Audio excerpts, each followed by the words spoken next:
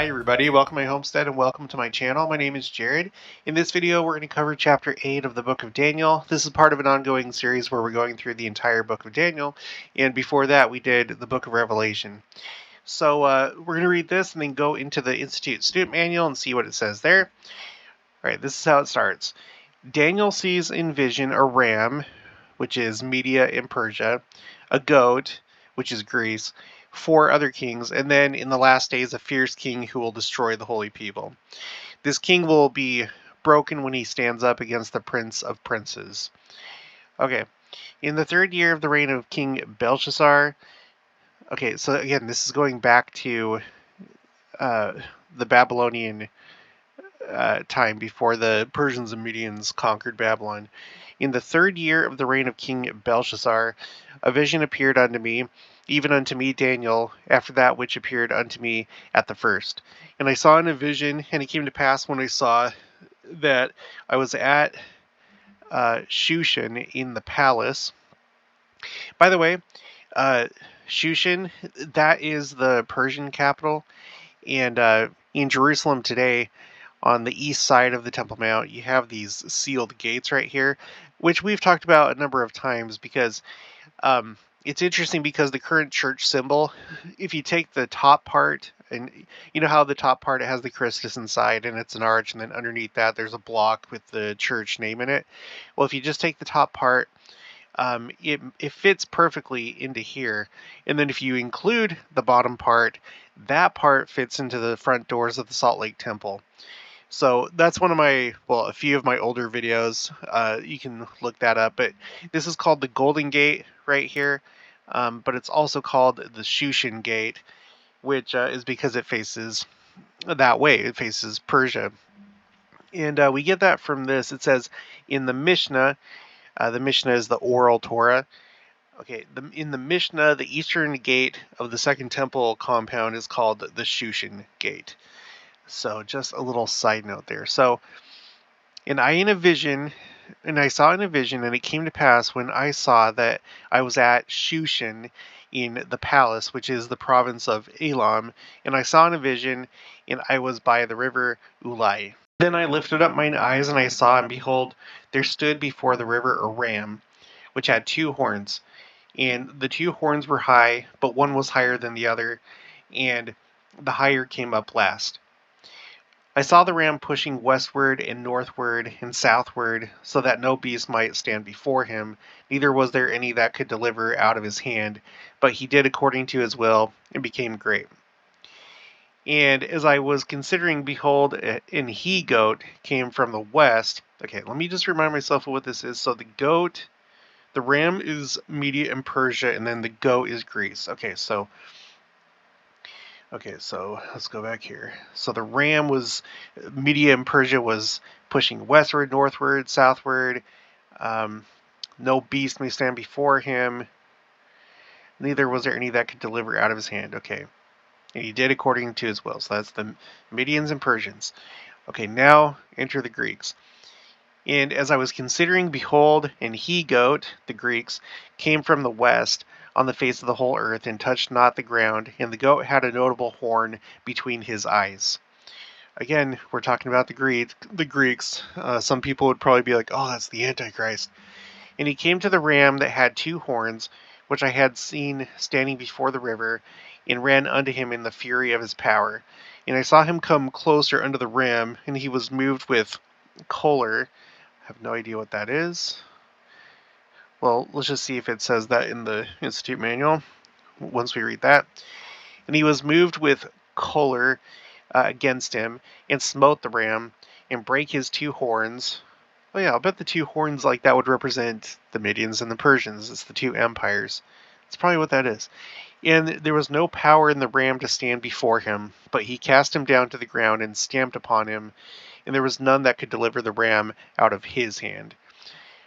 Therefore the he-goat waxed very great, and when he was strong, the great horn was broken, and for it came up 4 notable ones toward the 4 winds of heaven. And out of one of them came forth a little horn, which waxed exceedingly great, toward the south, and toward the east, and toward the pleasant land. Again, this is not the same as the little horn. You have to like be careful when it comes to beasts and visions. Again, the Lord will provide a interpretation of what they mean. And when we were going through Daniel's dream of the four beasts, the fourth beast was the one that had the 10 horns, and then the 11th little horn. And I don't think that we should confuse this with that. This is a little horn that came out of the Medians and the Persians after Greece, um, conquered them essentially.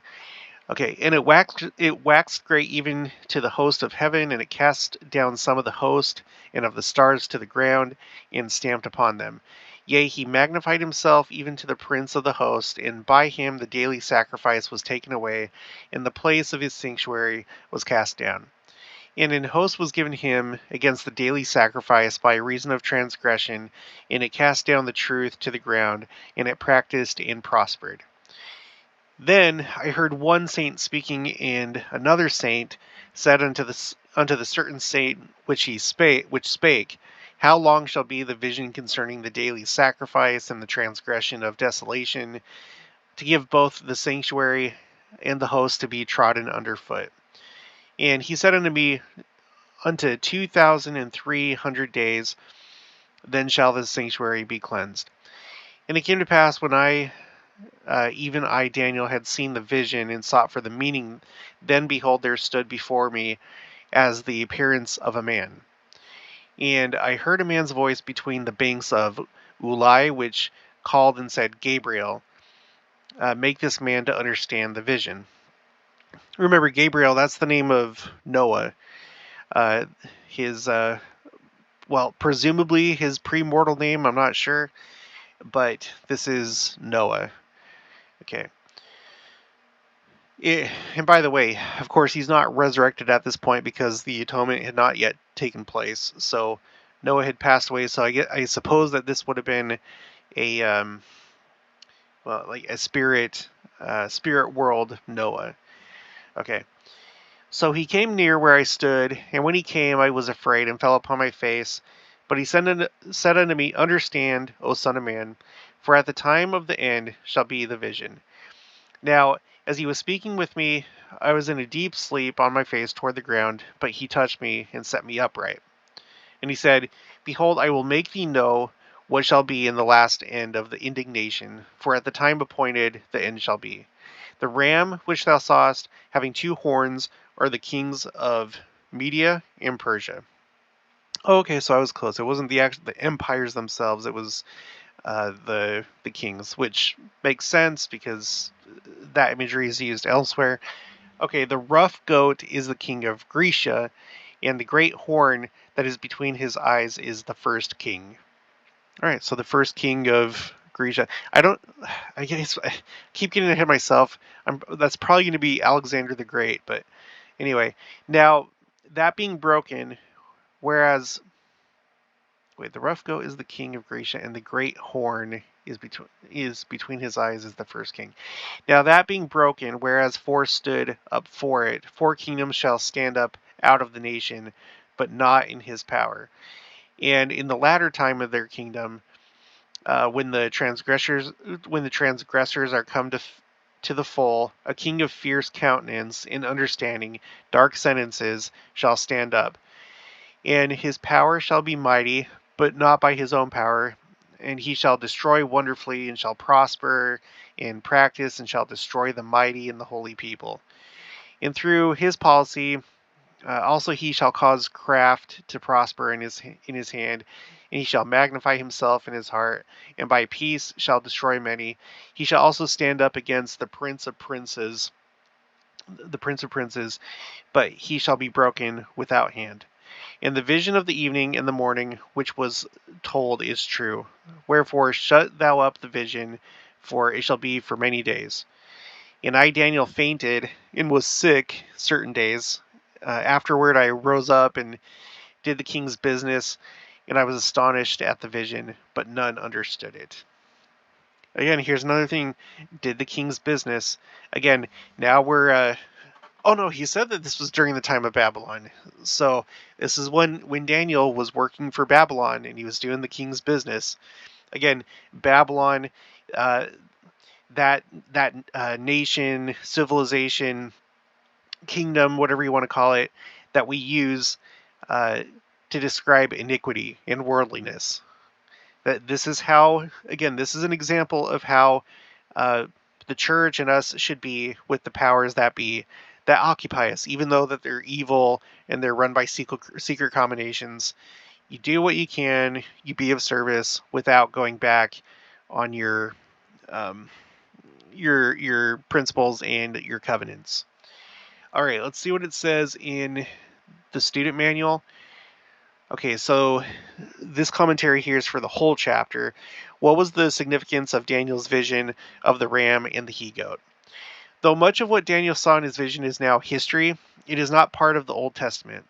Most of what he recorded in this chapter was fulfilled between 500 BC and the time of Christ, a period with few Old Testament writings describing it. This history is summarized in Enrichment K. The vision in Daniel 8 focuses on the second and third empires spoken of in Daniel 7. So again, remember, the second empire is the Medians and Persians. The third empire is the Macedonian or the Greek Empire. The two-horned ram symbolized the Median-Persian Empire, and the horns represented the kings of Media and Persia. The one horn which came up last and was higher than the other represented the Persians, who finally dominated the alliance and assumed power over the Medians. The goat that came and smote the ram, brake his two horns, and cast him down to the ground. There it is. Signified Alexander the Great and his Greek Empire. Oh, here we go. The word choler used in verse 7 means anger or wrath. So I want to read that again really quick.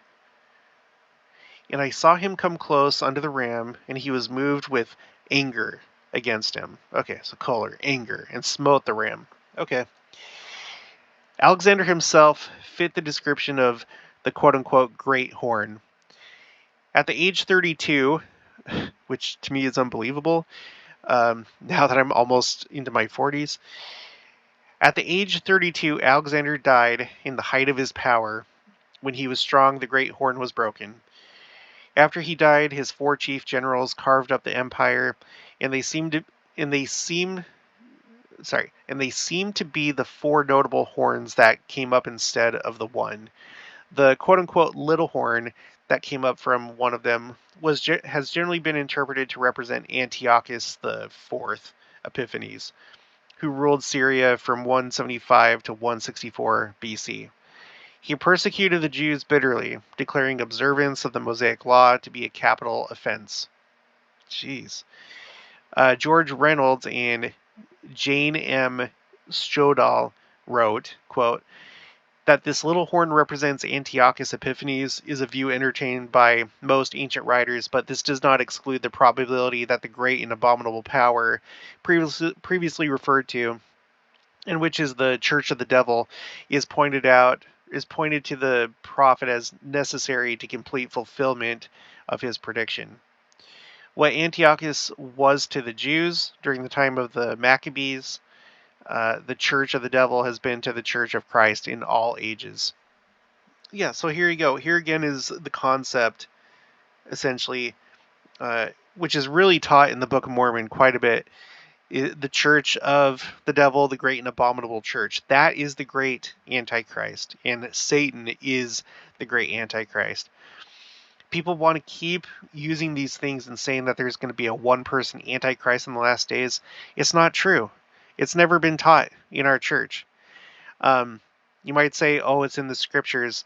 No, it's in the way that you choose to interpret the scriptures, apart from anything that the church has ever said. And this idea, from what I can tell, has primarily come from the rest of the Christian world, with uninspired interpretation, not understanding the key verses that have to do with the great apostasy. And yet, people are believing that idea in this church.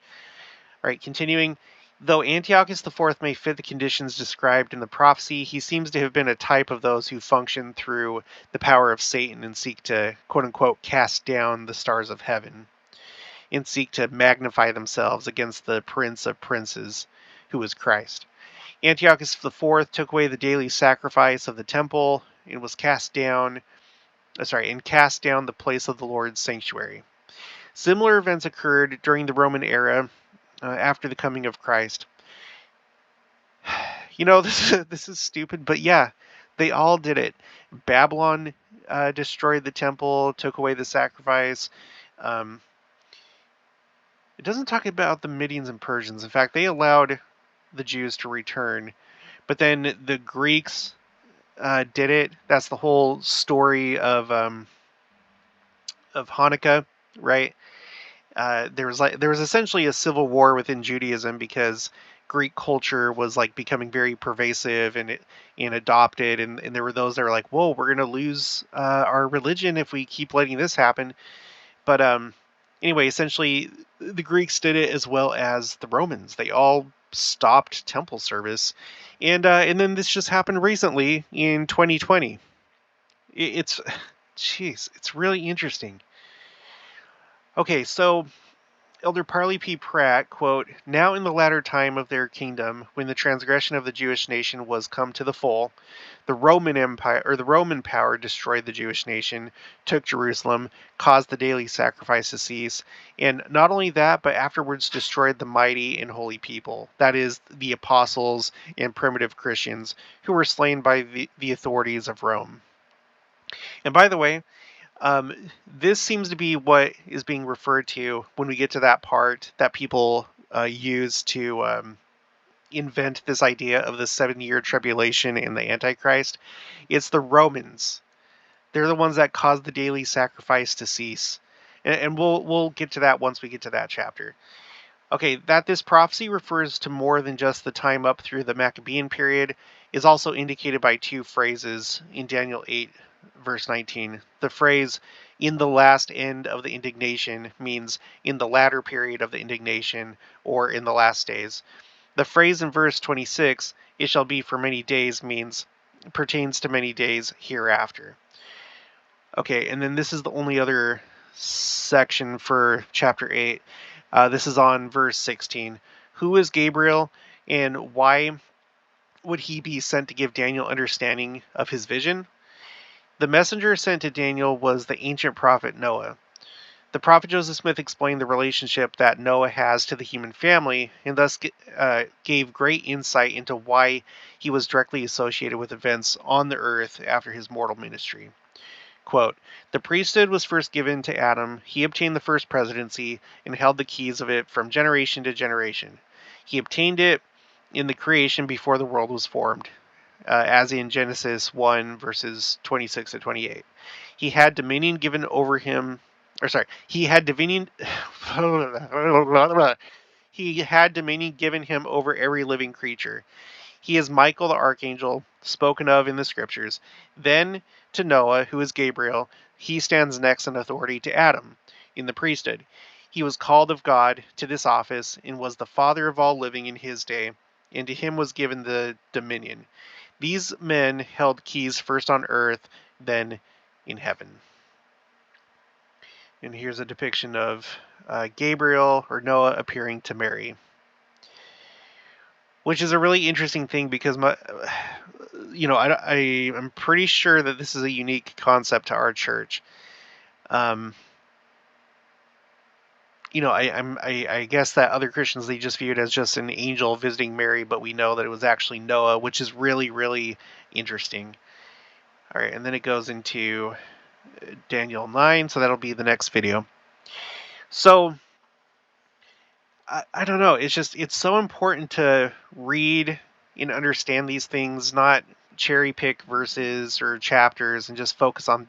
You have to look at the entire book, and then you have to look at the scholarship and more importantly, the church's interpretation of these things, which can be found in church manuals, but you can also look them up in General Conference talks and other places, the Journal of Discourses, the Teachings of the Prophet Joseph Smith, and you can easily do that by going to the Scripture Citation Index.